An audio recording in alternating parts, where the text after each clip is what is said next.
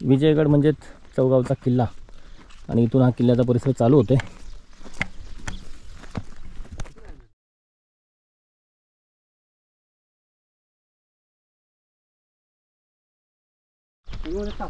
जय शिवराय, शिवजन उर्मी trekkers YouTube चॅनलमध्ये तुम्हा सर्वांचं सरचे स्वागत। सकाळचे 7:30 वाजलेत। मी आहे जळगाव जिल्ह्यामधील चोपडा तालुक्यातील चौगाव या ठिकाणी आहे आणि चौगावचा किल्ला म्हणजेच विजयगड असं दुसरं नाव या किल्ल्याला आहे। त्या किल्ल्यावरती जाण्यासाठी आता आम्ही सुरुवात केलेली आहे। पूर्ण जंगल परिसरामधून आपल्याला जवळपास 1.5 ते 2 किलोमीटर पायपीट करून तिथे एक त्रिवेणी संगम मंदिर आहे। त्या मंदिरापाशी आपली गाडी आपण पार्क करून 1.5 ते 2 किलोमीटर आपल्याला चालावं लागतं। पूर्ण जंगल परिसर आहे।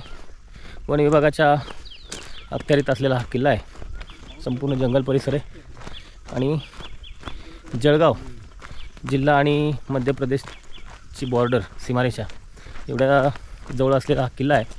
4 ते 5 किलोमीटर अंतरावरती इथून मध्य प्रदेशची बॉर्डर सीमारेषा चालू होते। अशा एकदम उत्तरेचा हा शेवटचा किल्ला आहे महाराष्ट्राच्या आणि त्या किल्ल्याच्या दुर्गभ्रमंतीसाठी आम्ही आता सुरुवात केलेली आहे। आम्ही सर्व 7 जण जळगाव असेल, धुळा असेल, त्यानंतर नंदुरबार या जिल्ह्यांमधले किल्ले कालपासून पाहतो। समोर दिसणारा चौगावचा किल्ला म्हणजेच विजयगड आहे। अर्धा तास पायथ्यापासून किल्ल्याच्या माथ्यावर जायला लागतो असं आमच्यासोबत असलेले जे वाटाडे आहेत, ज्यांनी आमच्या इथे राहण्याची चौगावमध्ये त्या मंदिरामध्ये राहण्याची सोय केली, ते आमच्यासोबत आलेले किल्ल्यापर्यंत। छोटा किल्ला आहे। किल्ला चढायला आता आपण सुरुवात केलेली आहे। 15 मिनिटात आपण किल्ल्यावरती पोचूया एवढा सोपा हा किल्ला आहे। पक्ष्यांचा सकाळचा आवाज आपल्या कानावर येतोय।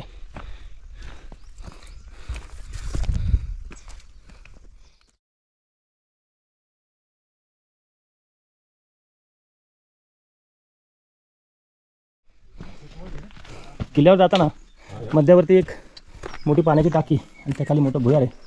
हे खांब टाका आहे थोडक्यात सांगायचं म्हणजे। उतर जा, मला सपोर्ट द्या, पुढे मारा, पडलं तरी चालेल, पडत नसतो मी।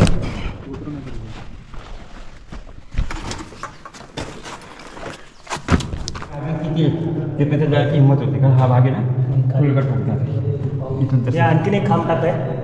हो, हे ते 2 अजून पुढे यांच्या पुढे आहेच ते, पण किती आहेत ते पुढे जाण्याची हिंमत नाही होत। आणि इथले जे आमचे वाटाडे आहेत, स्थानिक आहेत, त्यांनी सांगितलं आतमध्ये खूप खोल आहे, बरोबर 50 माणसं उभी राहू शकतील एवढा मोठा भाग आतमध्ये कोरलेला आहे।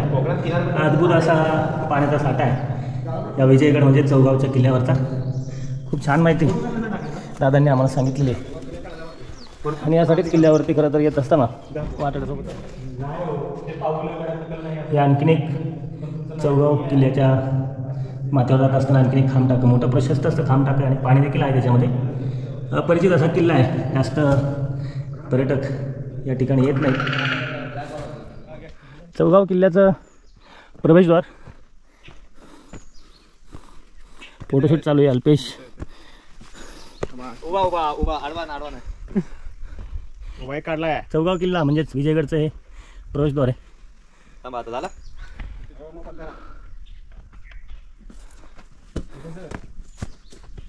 प्रवेशद्वारमधनं आतमध्ये आपण आता आलेलो आहे। म्हणजे प्रवेशद्वारामधनं आतमध्ये आल्यानंतर एक मोठं तलाव आहे आणि ते 2 फूट खाली एक मोठं भुयार आहे जे किल्ल्यावरती निघतं असं या दादांनी आम्हाला माहिती सांगितलेली आहे। खूप छान अशी माहिती दादांमुळे कळाली, नाहीतर हे खरं तर अज्ञात राहिली असती। किल्ल्यावरती मोठ्या प्रमाणात झाडं लावलेली आहेत।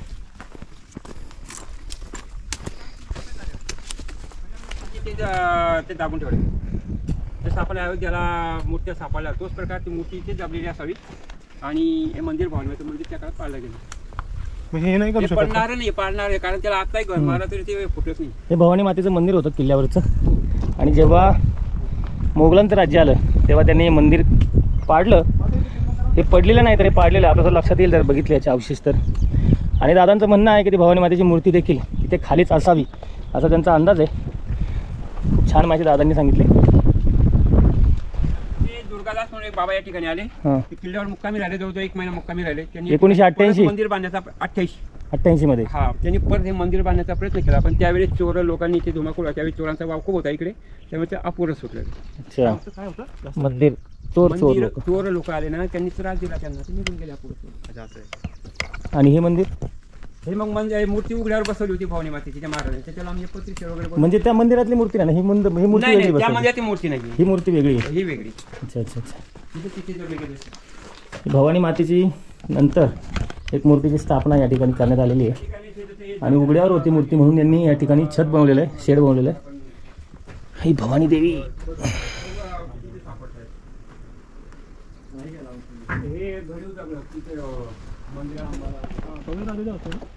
अहिर राजाची, कारण गवळी राजाचा पिसोळ आहे ना त्याचा, गवळी राजाचा पिसोळ म्हणून गाई गुरं जास्त आहे तिथे. बरोबर. हे गावाचे लोक मुक्कामी गुरे घेऊन येऊन जातात तिथे पाहतात.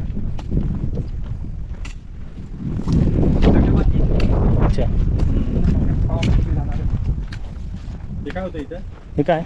झेंडापुरानुसार इथे राहण्याची व्यवस्था होती. अच्छा, म्हणजे वाडा. ही जाळी वगैरे लावली इथे, तर पर्यटक येतात. इथे खोलगल बागे ना, हे वास्तूचे अवशेष आहेत आणि याच्या आतमध्ये उभारलेला ध्वजस्तंभ आहे. परमपवित्र असा भगवा ध्वज या ठिकाणी आपला फडकताना दिसतोय. ध्वज खूप जीर्ण झालेला आहे आणि अनेक शतकांपासून उभं असलेलं हे वास्तूचे अवशेष आपल्याला दिसतात. आणि या वास्तूचा हा बाहेरचा भाग आहे, इथं ध्वजस्तंभ आहे तो.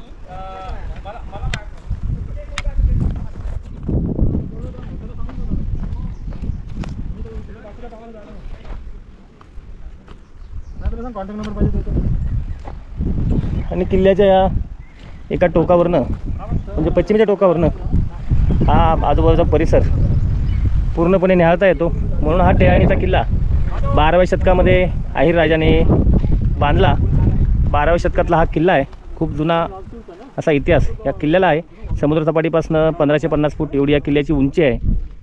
आणि भिराम घाटावरती, ज्या घाटाने मध्य प्रदेशामध्ये व्यापारासाठी तो घाट वापरला जायचा, व्यापारी घाट, त्या घाटावरती लक्ष ठेवण्यासाठी या ठिकाणी पालचा किल्ला, त्यानंतर हा चौगावचा किल्ला म्हणजेच विजयगड आणि खंडावगड असे 3 किल्ले यामध्ये बांधले होते.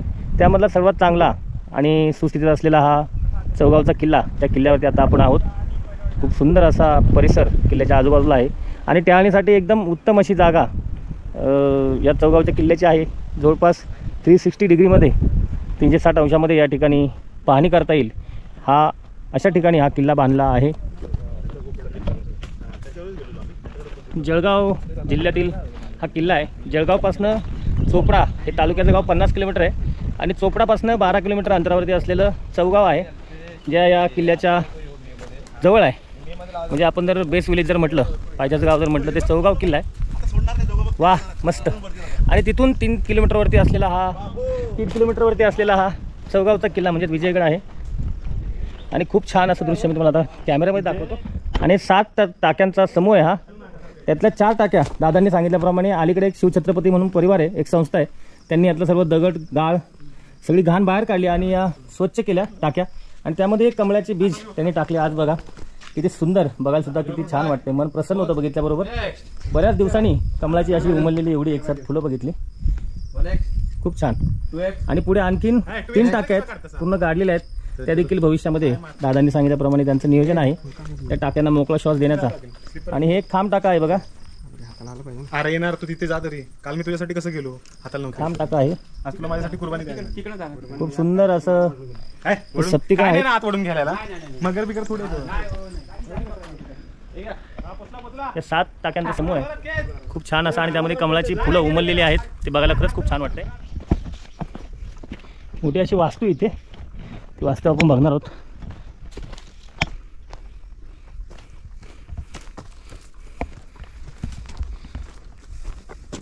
वास्तूचं प्रवेशद्वार.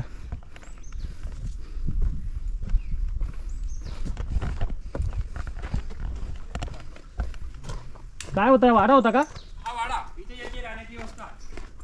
आणि हा या किल्ल्यावरचा राजवाडा आहे.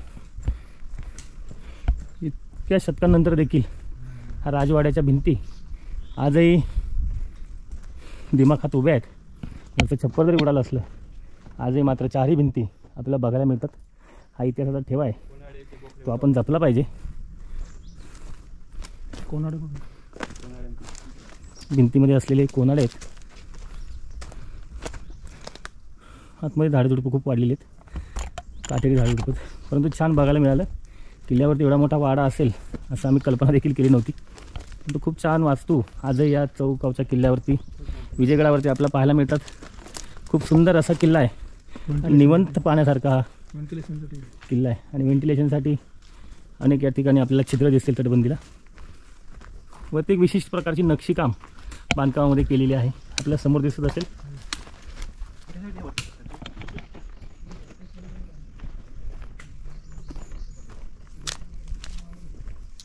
याच्या आतमधले झाडं काढून टाका. नाही हा हे लहान झाड आहे ना, हां, तोडून टाकायची. एखादी गळदीची मोडून घेतो आणि ते लहान घेतो. जी मोठी ती राहू द्यात, जी मोठी ती राहू द्या, पण ही लहान आहेत नाही. लहानच पण हां, हे काढून टाकायची. म्हणजे ते आणखी त्याचं आयुष्य वाढेल जरा या वास्तूचं. हो हो. तेव्हा इथे बांधकाम आहे वरती, हां, इथे वीर सारखा भाग आहे. मोठा तो भुयारी महागड सारखा काय तिथे? कोलगट वीर सारखा भाग आहे, आहट सारखा. हे बघा, ओके ओके.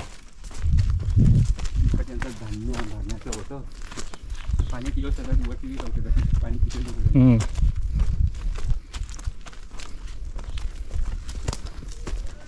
दादाने सांगितले ते एक खोलगट भाग आहे विहिरीसारखा. कसला आहे त्यांना सुद्धा माहिती नाही. धान्य साठवण्याचा आहे, भुयारी मार्ग आहे, आणखी काही त्याबद्दल अज्ञान आहे. आणि आणखीन एक वास्तू या वाड्याच्या बाजूला एका टेकडीवरती माथ्यावरती बांधलेली आहे.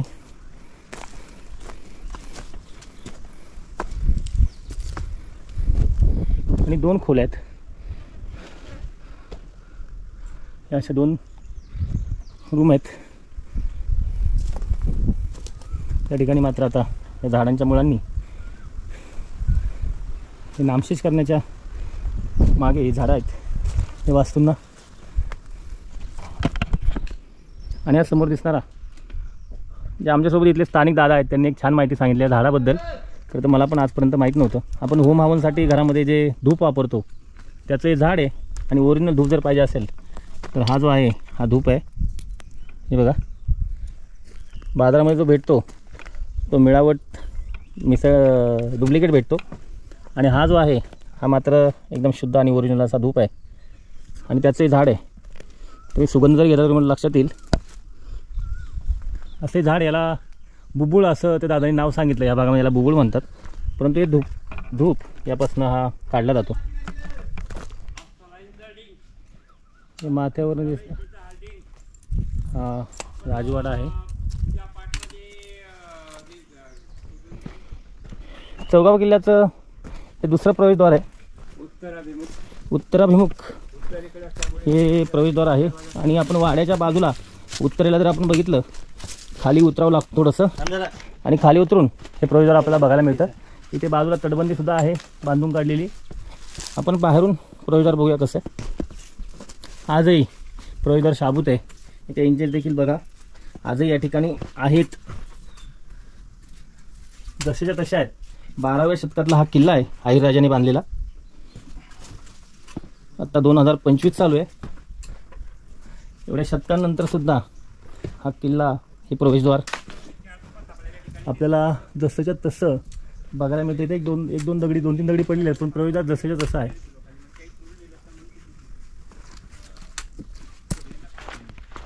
पूर्ण गडाला फेरी मारून आपण पुन्हा मुख्य प्रवेशद्वाराजवळ आलेलो आहे. जवळपास 1 ते 1.5 तास पूर्ण किल्ला बघायला लागतो. आणि आमच्यासोबत इथले स्थानिक दादा होते, त्याच्यामुळे किल्ला पाहून लवकर झाला आणि व्यवस्थित पाहता आला. सर्व माहिती किल्ल्याची व्यवस्थित भेटली. आणि खूप सुंदर असा किल्ला आहे. अहिरराजाने 12व्या शतकामध्ये बांधलेला हा किल्ला आहे, चौगावचा किल्ला. आणि भिराम घाटावरती लक्ष ठेवण्यासाठी या किल्ल्याचा उपयोग किंवा निर्मिती करण्यात आली होती. आणि छत्रपती शिवाजी महाराज जे आग्र्याला गेले, ज्या रस्त्याने गेले, तोच तो भिराम घाट आहे. महाराजांनी इथून पुढे लासूर म्हणून एक गाव आहे, त्या ठिकाणी हेमाडपंथी मंदिर आहे. त्या ठिकाणी त्या महादेवाला, त्या शंभू महाराजाला अभिषेक केला होता असं दादांनी माहिती सांगितली. असा हा सर्व छत्रपती शिवाजी महाराजांच्या पदस्पर्शाने पावन झालेला हा सर्व परिसर आहे. आणि त्यामध्ये असलेला हा चौगावचा किल्ला म्हणजेच विजयगड. हे किल्ल्याची भटकंती आपली पूर्ण झाली आहेत. हे दादा आमच्यासोबत होते. दादांचं नाव सांगा एकदा. विश्राम तेले. या ठिकाणी 1978 मध्ये 4 तोफा सापडल्या आहेत. त्या सुरक्षितेच्या कारणास्तव त्या 4 तोफा चोपडा तहसील कार्यालयात ठेवण्यात आलेल्या आहेत. दादांना खूप गड संवर्धनाची आवड आहे. अनेक कामं त्यांनी इथल्या काही स्थानिक मुलांना सोबत घेऊन किल्ल्यावरती केलेली आहेत. आणखीन कामं करण्याचं त्यांचं नियोजन त्यांनी आम्हाला सांगितलेलं आहे. त्यांना आवड आहे किल्ल्याची म्हणून ते आमच्यासोबत किल्ल्यावरती आले. किल्ल्यावरची संपूर्ण अशी माहिती, इतिहास आम्हाला सांगितला. त्यांचे खूप खूप धन्यवाद. आपल्यासुद्धा या किल्ल्यावरती यायचं असेल तर दादांचा कॉन्टॅक्ट नंबर मी तुम्हाला देतो. मला मेसेज करा कमेंटमध्ये. दादांनी आमची राहण्याची जेवणाची अतिशय उत्तम अशी सोय चौगावमध्ये केलेली आहे. चौगावमध्ये ते राहतात आणि हेच पायथ्याचं गाव आहे चौगाव. पुन्हा भेटूया अशीच एका दुर्ग भ्रमंतीवरती. तोपर्यंत जय हिंद, जय महाराष्ट्र, जय शिवराय.